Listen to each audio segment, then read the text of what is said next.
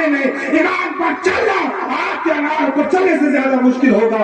اللہ کو سرکار تاج شریعہ علیہ رحمت و رضوان تو ہم اور آپ کو یہ سبق سکھا کر گئے ہیں اور یہ سبق بتا کر گئے ہیں۔ اور لوگوں دنگ ہے سب دیکھ کر آدھا ادھر آدھا ادھر، سبحان اللہ، دنگ ہے سب دیکھ کر آدھا ادھر آدھا ادھر، اور ہو گیا پل میں قمر آدھا ادھر آدھا ادھر، سبحان اللہ، ہو گیا پل میں قمر آدھا ادھر آدھا ادھر۔ اور شاعر نے لکھا ہے چاند ہی کیا آسماں کو بھی اگر کہہ دے حضور، ذرا محبت سے بولے سبحان اللہ، چاند ہی کیا آسماں کو بھی اگر کہہ دے حضور، وہ بھی گرتا ٹوٹ کر آدھا ادھر آدھا ادھر، وہ بھی گرتا ٹوٹ کر آدھا ادھر آدھا ادھر۔ ایک طرف مکے کی سرحد ایک طرف شہر نبی، ایک طرف مکے کی سرحد ایک طرف شہر نبی، کاش ہوتا میرا گھر آدھا ادھر آدھا ادھر، کاش ہوتا میرا گھر آدھا ادھر آدھا ادھر۔ وہ شاعر نے لکھا ہے کہ دشمنان مصطفیٰ کو دیکھ لینا پرسرات، دشمنان مصطفیٰ کو دیکھ لینا پرسرات، ڈال دے گا کاٹ کر آدھا ادھر آدھا ادھر، دشمنان مصطفیٰ کو دیکھ لینا پرسرات، ڈال دے گا کاٹ کر آدھا ادھر آدھا ادھر۔ عزیزان محترم، میں نے آیت مبارکہ پڑھی، کلام مقدس کے 16ویں پارے کی آیت مبارکہ پڑھی۔ اللہ پاک جل مجدہ الکریم کلام مقدس میں ارشاد فرماتا ہے وَمَنْ أَعْرَضَ عَنْ ذِكْرِي فَإِنَّ لَهُ مَعِيشَةً ضَنْكَ۔ قرآن فرماتا ترجمہ یہ ہے کہ جس نے میرے ذکر سے روگردانی کی، میرے ذکر سے منہ موڑا، فَإِنَّ لَهُ مَعِيشَةً ضَنْكَ، تو بے شک اس کی زندگی تنگ ہے، ہم اس کی زندگی تنگ بنا دیں گے۔ اور اتنا ہی نہیں، قرآن میں آگے ہے وَنَحْشُرُهُ يَوْمَ الْقِيَامَةِ أَعْمَىٰ، ہم اسے قیامت کے دن اندھا کر کے اٹھائیں گے۔ اللہ اکبر۔ عزیزان محترم، اس موقع پر علماء یہاں پر تشریف فرما ہے، مفسرین نے یہاں پر اس آیت مبارکہ میں ذکری سے مراد نماز کو لیا گیا۔ الگ الگ مختلف اقوال ہے، ایک قول یہ ہے کہ اس ذکر سے مراد ہے نماز، تو پھر آیت مبارکہ کا ترجمہ یہ ہوگا کہ جس نے میری نماز پڑھنے سے منہ موڑا، ہم اس کی زندگی کو تنگ بنا دیں گے۔ عزیزان محترم، میں آپ سے ایک سوال کرنا چاہتا ہوں، میں آپ سے ایک بات پوچھنا چاہتا ہوں۔ آپ نے دنیا میں نہ جانے کتنے ایسے سیٹ دیکھے ہوں گے کہ جو نمازوں سے دور ہیں مگر بے شمار مال و دولت والے ہیں، بے شمار ان کے پاس مال و دولت ہے۔ جناب والا، ظاہری اعتبار سے ان کی زندگی تنگ نہیں ہے، ظاہری اعتبار سے بڑے خوشحال ہے، وہ ان کے پاس بڑی مال و دولت ہے، مگر قرآن کہتا ہے کہ جس نے میرے ذکر سے منہ کو موڑا، قرآن کہتا ہے ہم اس کی زندگی کو تنگ کر دیں گے۔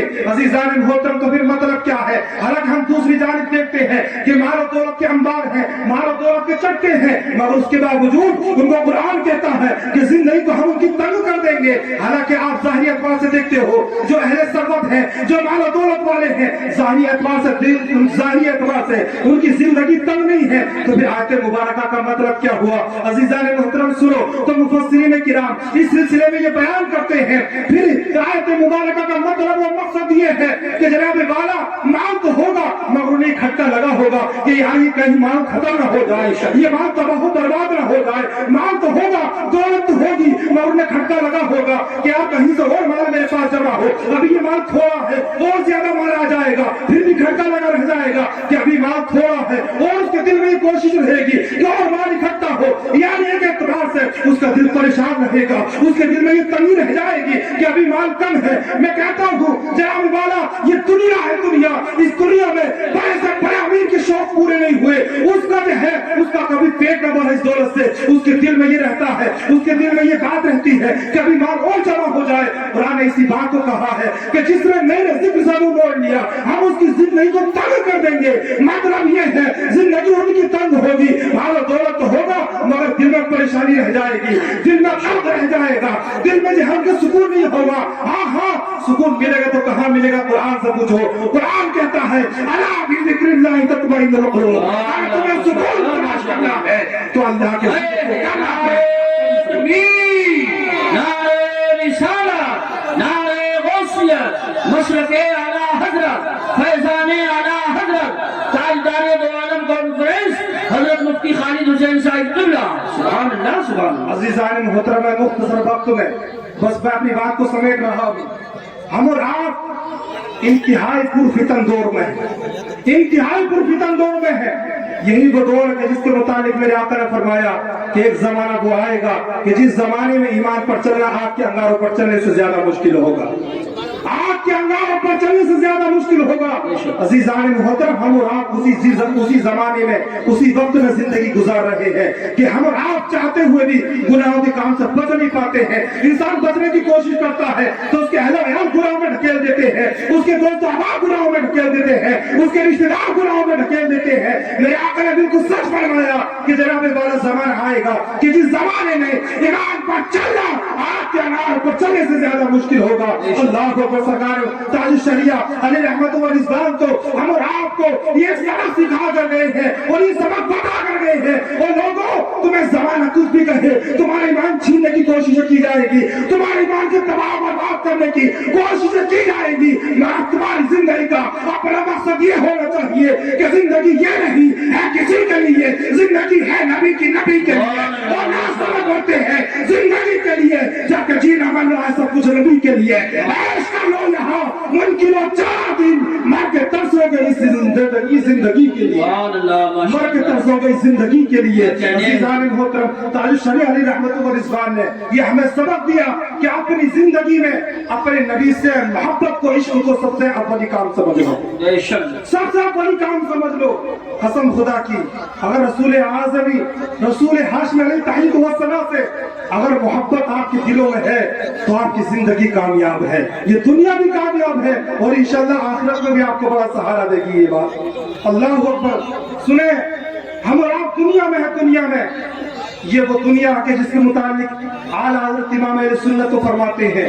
इस दुनिया के बारे में सरकार हुज़ूर आला हज़रत इमाम अहले सुन्नत फरमाते हैं कि दुनिया कहते हैं कातिल टाइम शोहर कुश, फरमाते कातिल टाइम शोहर कुश, सूरत तो देखो जालिम की कैसी भोली भाली है। अज़ीज़ान मोहतरम, यहाँ की रंगीनियाँ, यहाँ की चमक दमक, यहाँ की कोठियाँ, यहाँ के बंगले, यहाँ की मालो दौलत बड़ी अच्छी लगती है, मगर कसम खुदा की आज तक मुझे कोई ऐसा आप ही बता दो कि आपने उसको देखा हो कि वो इस दुनिया से माल दौलत अपने साथ लेकर चला गया हो। कोई भी अपने साथ लेकर नहीं जाता है, सब यहीं पर छोड़ के जाते हैं। आपने नाम सुना होगा अल्लाह के मुकद्दस वली हजरत शेख बहलूल दाना, शेख बहलूल दाना जंगलों में रहने वाले, अल्लाह पर आज लोग उनको दीवाना कहते थे, मगर हिकमत दराई से जब उनकी बातें आज लोगों ने सुनी ना, फिर उनको दीवाना नहीं बल्कि दाना कहने पर मजबूर हो गए। आप बाजार में पहुंचे, जंगलों में रहने वाली शख्सियत थी। एक बाजार में पहुंचे, लोगों ने एक से सवाल किया कि हुजूर आप जंगल में रहते हैं, आपका यहाँ बाजार में क्या काम है? अल्लाह अकबर कहते हैं कि लोगों, मैं इस बाजार में इसलिए आया ताकि खालिक की मखलूक से सुलह करवा दूं। सुभान अल्लाह। किस लिए क्या कहा? ताकि खालिक की मखलूक से सुलह करवा दूं।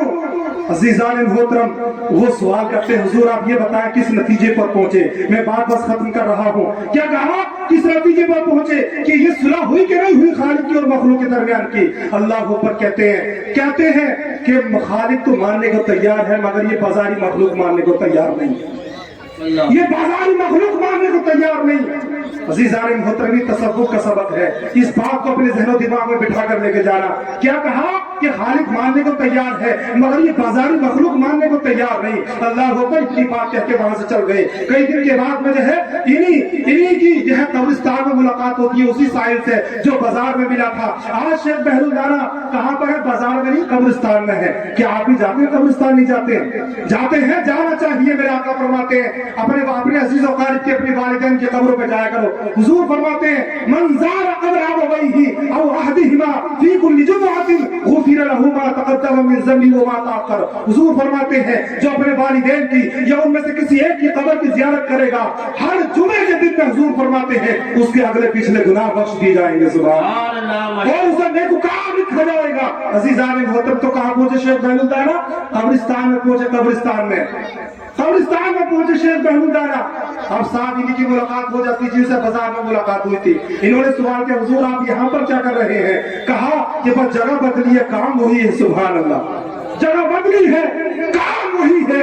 अल्लाह अकबर। इन्होंने कहा कि वहां पर जो काम था, आपने खालिक की मखलूक के दरमियान सुलह करवाने की कोशिश की थी, मगर वहां पर सुलह नहीं हो पाई थी। अब यहाँ पर बताएं आप यहाँ पर किस नतीजे पर पहुंचे हैं। शेख बहलूदारा कहते हैं मैं इस नतीजे पर पहुंचा हूँ कि जैसे वहां सुलह न हुई थी, ऐसे यहाँ पर भी सुलह नहीं हुई। मगर फर्क है, वहां पर खालिक मानने को तैयार था, वसाई मखलूक मानने को तैयार न थी।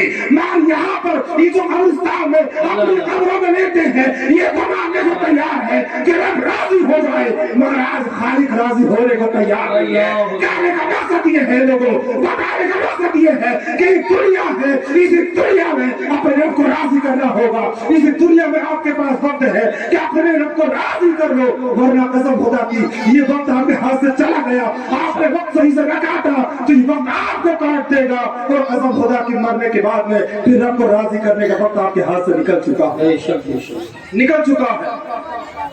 क़यामत में काफिर तमन्ना करेंगे फलौ अन्ना लना कररतन फनकूना मिनल मुमिनीन, काश हमें दुनिया में एक मर्तबा और जाना मिल जाए तो जरूर मोमिन बनेंगे, मुसलमान बनेंगे। और उसके बारे में लिखा वो कहेंगे कि हमें एक मर्तबा और जाना मिल गया तो हम बड़ी नमाजें पढ़ेंगे, बड़ी इबादतें करेंगे, रब की जो है बेपनाह इबादतें करेंगे। मगर कसम खुदा की दोबारा दुनिया में किसी को आना मिलेगा नहीं। लिहाजा यही जिंदगी है, यही दुनिया है, इसी अपनी जिंदगी को, अपने वक्त को सही से गुजार लो, अपनी आखिरत की तैयारियां कर लो, वरना कसम खुदा की अगर ये वक्त हमारे हाथ से निकल गया तो फिर हमारे पास से हमको आखिरत की तैयारी करने के लिए अलग से मौका नहीं दिया जाएगा।